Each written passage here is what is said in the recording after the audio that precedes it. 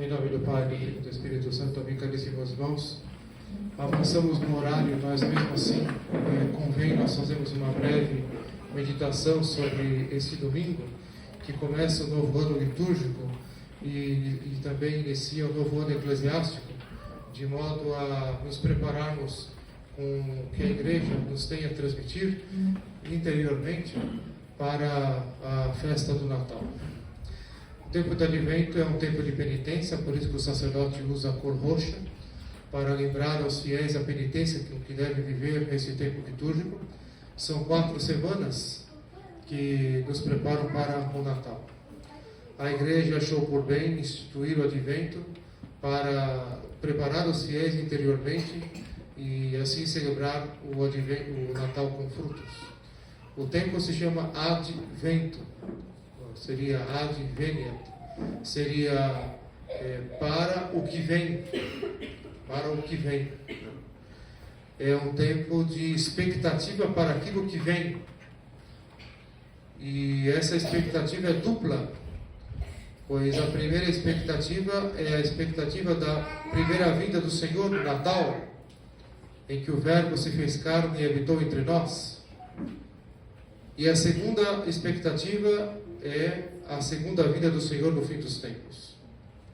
Portanto, o Advento é que tem essa dupla expectativa da primeira vinda do Senhor e da segunda vinda no fim dos tempos, quando há de vir julgar os vivos e os mortos, como nós professamos no credo apostólico. Nós, esperando a sua primeira vinda, nós nos colocamos numa expectativa litúrgica, porque nós não esperamos alguém que virá, mas alguém que já veio no Natal. Por isso celebramos o Natal na liturgia, na fé da Igreja, na realidade presente, não numa realidade que virá, mas numa realidade presente. Muito menos uma realidade que ficou no passado, como um fato histórico do dia 25 de dezembro. É uma realidade presente. O Senhor se fez carne e Ele não foi homem, Deus e homem verdadeiro. Ele é Deus e homem verdadeiro, nascido do seio puríssimo de Nossa Senhora. Então nos preparamos nessa expectativa do que vem no dia 25 de dezembro, que é o Natal, na liturgia, na realidade presente, naquilo que está definido pela Igreja como dogma de fé.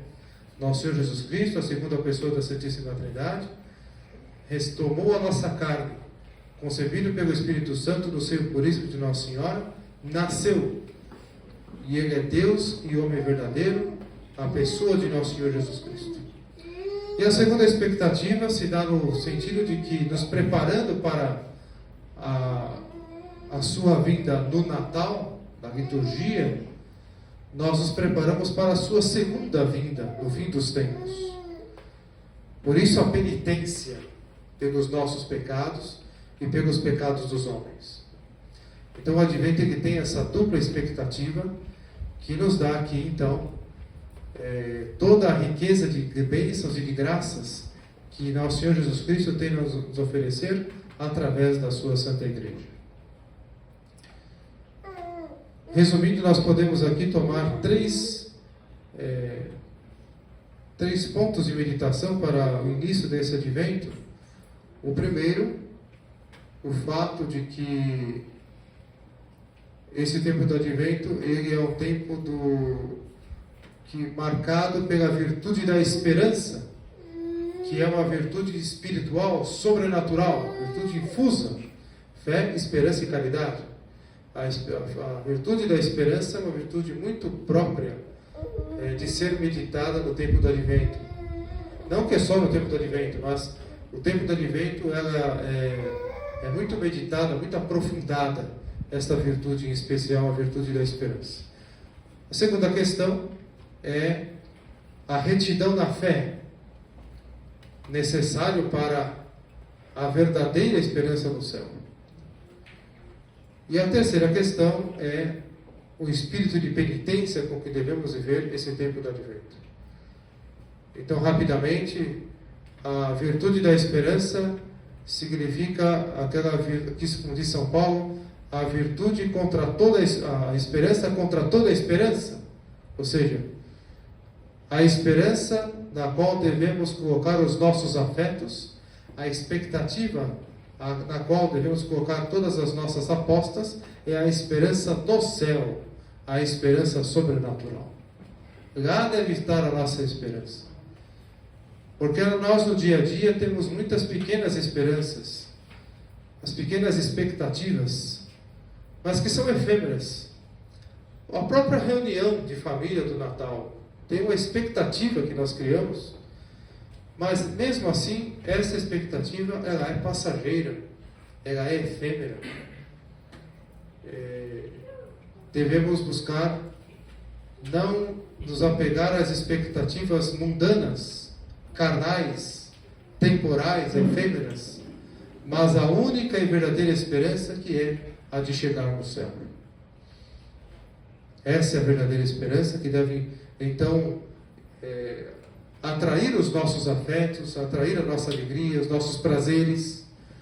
Essa é a esperança que deve atrair o nosso interesse, nossos desejos.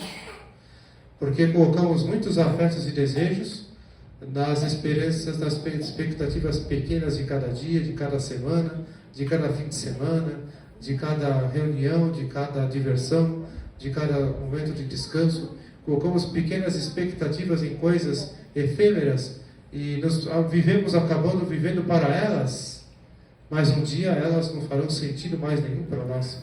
Essas expectativas, elas são relativas. Elas não devem nos alegrar de fato.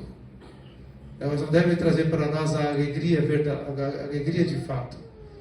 A alegria de fato deve estar na esperança do céu. É a alegria dos santos. É a esperança dos santos. O gozo, o prazer, a alegria do céu. Esta é a verdadeira esperança que nós devemos nos encher interiormente e buscar. Um grande propósito para esse tempo do Advento é reavivar a esperança cristã, a esperança sobrenatural. Colocando o nosso coração, colocando os nossos interesses, colocando os nossos objetivos primeiros em irmos para o céu e um dia encontrarmos com Deus nosso Senhor na glória celeste. Depois, a retidão da fé. Nós aprendemos na igreja que para estar em comunhão verdadeira com Deus, devemos abandonar o pecado, sobretudo o pecado mortal, é claro. Mas esquecemos que existe um pecado que é o primeiro dos pecados, que é o pecado contra a fé. A heresia, a apostasia. A heresia é o erro contra a doutrina. Pensamento contrário à doutrina católica, conforme está no catecismo. E a apostasia é o abandono da fé. Pecado mortal. E que na igreja conciliar é regra de fé. Por quê? Porque lá a fé que se segue não é católica. Lá a regra é a heresia, é a apostasia. Por isso que ensinam a heresia. Por isso que ensinam até o pecado. Porque a regra é a heresia e não a fé católica. Portanto, devemos retificar a nossa fé nesse tempo do Advento. A nossa fé que está contida, sintetizada no catecismo da igreja. No catecismo menor da doutrina cristã de São Pio X e no catecismo maior de São Pio X, muito mais conhecido por nós. E também no catecismo romano, aqueles que querem aprofundar a fé, tem também à disposição o catecismo romano. E compreender o sentido das Escrituras e os ensinamentos dos Santos Evangelhos com o sentido da doutrina, com o sentido do que está no catecismo, para fazer ter a reta e verdadeira compreensão do sentido das Escrituras. De modo que assim, caríssimos irmãos, temos uma fé ortodoxa, ou seja, uma fé correta, a reta regra de fé, conforme os apóstolos transmitiram e a igreja nos guardou e nos ensinou. e continua a ensinar por todos os séculos até o fim dos tempos. Assim nós não desviamos, porque se a nossa fé for diferente, mesmo que seja parcialmente daquela que a igreja ensina perenemente, então nossa esperança no céu é uma esperança falsa, porque o Deus ao qual, nesse caso, estaríamos servindo não é o verdadeiro Deus, e o céu ao qual estaríamos esperando não é o verdadeiro céu. É muito grave o pecado da heresia. A igreja conciliar trata a heresia como apenas uma transgressão canônica, trata a apostasia apenas como uma transgressão canônica, mas não é uma transgressão canônica, claro que é, tanto que tem punições para a heresia e a apostasia, que na prática não funcionam, né? A punição no novo direito canônico, depois do concílio, ele só serve para quem denuncia o erro e denuncia as heresias do Vaticano II. Não se pode chamar a autoridade eclesiástica de herege, porque tem pena canônica para isso. Porém, a autoridade eclesiástica não recebe pena canônica se ela cai em heresia. É uma brincadeira com as coisas de Deus. É demoníaco isso. Então, se temos que abandonar o pecado, o primeiro pecado que teríamos então que abandonar é o pecado contra a fé. O pecado, abandonar a heresia, ou seja, desapegarmos daqueles livros que às vezes temos em casa, Bíblias com traduções erradas, que temos em casa muitas vezes, catecismos feitos depois do Vaticano II, livros com temas também feitos depois do Concílio Vaticano II e sob o Vaticano II. Devemos desapegar deles, devemos simplesmente incinerá-los. Não se pode jogar fora Sagradas Escrituras, não se pode jogar no lixo. Também catecismo não, porque são livros, a Bíblia é sagrada e o catecismo é que tem uma sacralidade, porque ali ensina a santa doutrina, né? Então não se pode jogar no lixo. A doutrina é ensinada com erros, mas ali está, né? Um catecismo. Então não se deve jogar no lixo, mas deve então incinerá-lo, botar fogo, né? E assim se desapegar e se livrar do erro, começando por se livrar dessas coisas.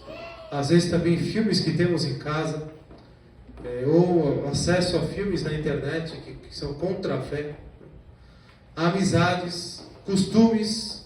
É o momento de nós nos livrarmos de tudo aquilo que nos atrapalha a vivermos a verdadeira fé. E o que nos dá uma grande liberdade interior, depois nos dá uma grande liberdade interior, nos dá muitos frutos de vida espiritual, nós caminharmos com liberdade, né, diante da verdadeira fé, junto da regra da fé católica e apostólica. E enfim, tudo isso nos leva à verdadeira penitência, porque se nós compreendemos da igreja, do catecismo, o amor do verdadeiro Deus, e o amor ao qual nós devemos a Ele por correspondência, visto que Ele nos amou primeiro, daqui nasce a grande contrição, o arrependimento por nossos pecados, por ter ofendido o Criador, a petulância e a arrogância da criatura em ofender o próprio Deus, o próprio Criador. Ao invés de amá-lo e corresponder ao seu infinito amor por nós, ainda nós temos a petulância de ofendê-lo. Nós temos esta arrogância, esta miséria, desgraça de ofender a Deus. Então daqui nasce a sincera penitência do arrependimento, da contrição pelos nossos pecados e a necessidade de reparar os nossos pecados e também os pecados dos homens. Reparar, desagravar o Sagrado Coração de Jesus e desagravar o Imaculado Coração de Maria, de modo que nesses dias do Advento nós devemos fazer penitência todos os dias.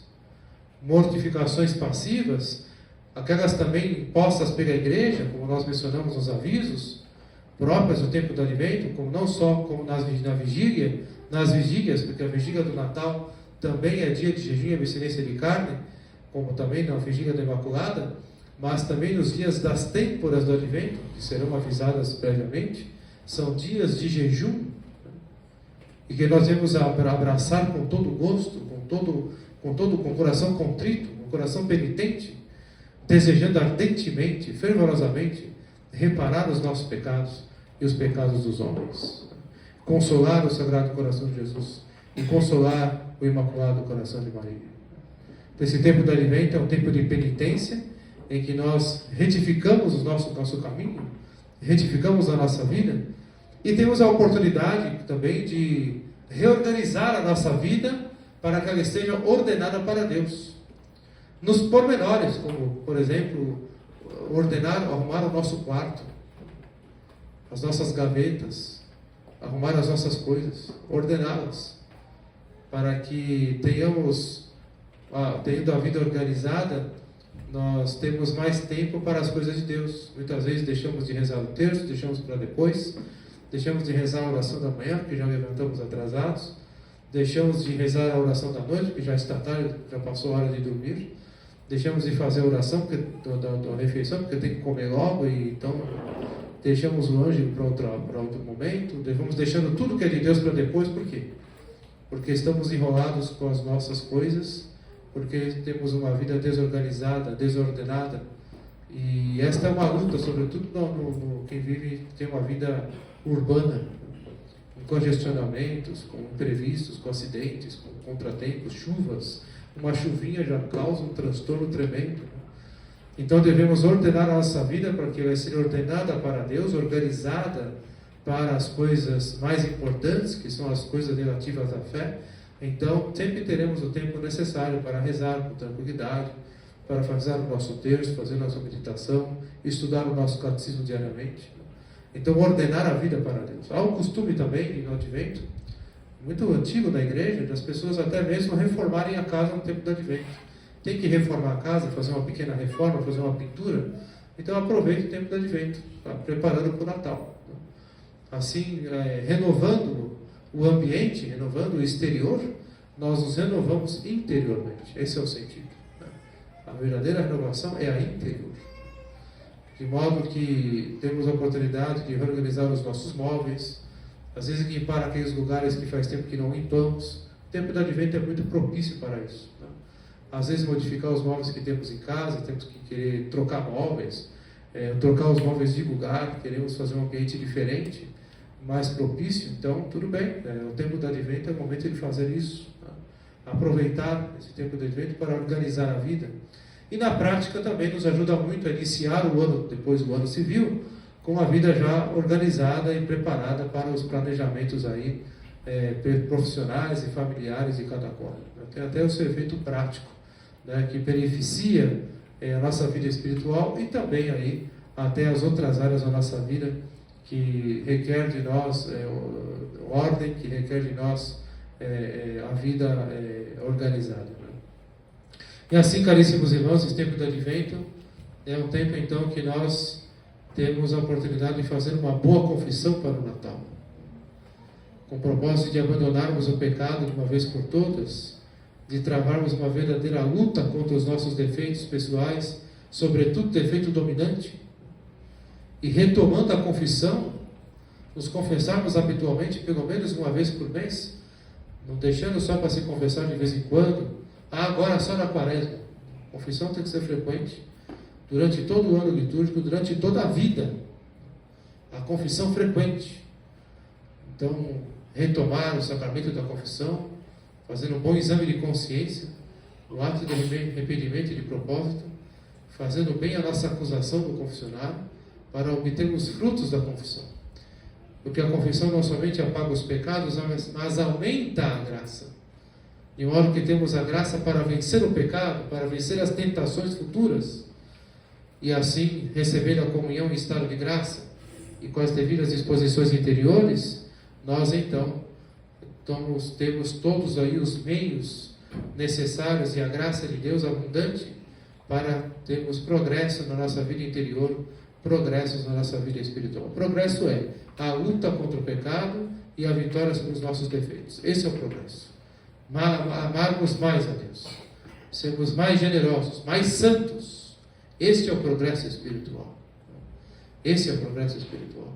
Amar mais a Deus, uma vida mais voltada para Ele, uma vida mais generosidade, mais sacrifício, mais entrega. Ele quer o nosso coração, Ele quer os nossos afetos. Por isso que o tempo do advento nós colocamos a esperança no céu. Por quê? Porque lá está a verdadeira expectativa, que é a nossa salvação. Lá está Deus, o trono do Altíssimo. Então é lá que nós devemos, para lá devemos ordenar a nossa vida, lá devemos colocar as nossas últimas apostas. De modo que todas as outras expectativas caem por terra, e assim tudo na nossa vida, nos detalhes mínimos, estão voltados e ordenados para a nossa santificação, para a nossa salvação, estão voltados para amarmos a Deus, para correspondermos ao amor de Deus, visto que Ele nos amou primeiro. Enfim, caríssimos irmãos, não tem como nós não falarmos de Nossa Senhora, porque o tempo do advento é um tempo muito mariano, marcado pela presença de Nossa Senhora. Aliás, Nossa Senhora que inaugura o advento. A partir do momento que ela recebe o anúncio do anjo, que será a mãe do Salvador, ela grávida, ela então vive essa expectativa do nascimento do seu filho, e ela deu então este advento para a igreja. E estamos agora aí na novena da Imaculada, e depois rezaremos a novena do Natal mesmo, e temos aqui uma rica fonte de meditações sobre Nossa Senhora. É o tempo de nós rezarmos o nosso terço com mais amor, com mais devoção. Aliás, queria elogiar aqui os caros fiéis pela devoção com que reza o Santo Terço, com a piedade. Nós sentimos no tom da voz, ao rezar o Pai Nosso, Ave Maria, percebemos a piedade, o fervor interior, na maneira com que rezam o terço. É assim que tem que ser. Cada Ave Maria deve ser recitada com tal devoção a Nossa Senhora, com tal fervor, com tal amor, que deve abalar o inferno. É isso mesmo. Cada Ave Maria tem que derrubar as paredes, tem que ensurdecer o mundo, tem que ser com esta piedade, com esta prontidão interior, que devemos rezar o terço e viver a nossa devoção a Nossa Senhora. Então, caríssimos irmãos, peçamos a nossa Mãe Santíssima que Ele abençoe esse nosso advento, que não seja mais um advento, que seja o advento das grandes resoluções, que seja o advento que nos dê a graça de retificar a vida na verdadeira fé, de colocar nossa esperança no céu, que é a verdadeira esperança, a esperança sobrenatural, que nos dê a graça de uma verdadeira penitência, de uma penitência profunda, arraigada, fervorosa, interior, e que dê frutos, para que ao chegar o Natal, também não seja mais um Natal, mas que seja aquele Natal que deu para nós frutos de uma verdadeira transformação interior, uma verdadeira transformação espiritual, uma sincera conversão, um verdadeiro abandono do pecado, uma verdadeira determinação em sermos santos e celebrarmos ali o menino Jesus, aquele cujo corpo foi entregue em sacrifício por nós na cruz. E assim, com esse espírito penitencial, celebremos esse advento para que depois possamos celebrar com grande alegria, com renovada alegria, com grande júbilo, a festa do Natal do Senhor. Então peçamos a Nossa Senhora que abençoe e inspire nossos santos propósitos e que nos dê a graça então de colocá-los em prática para este advento e para este Natal. Louvado seja nosso Senhor Jesus Cristo. Para sempre seja louvado.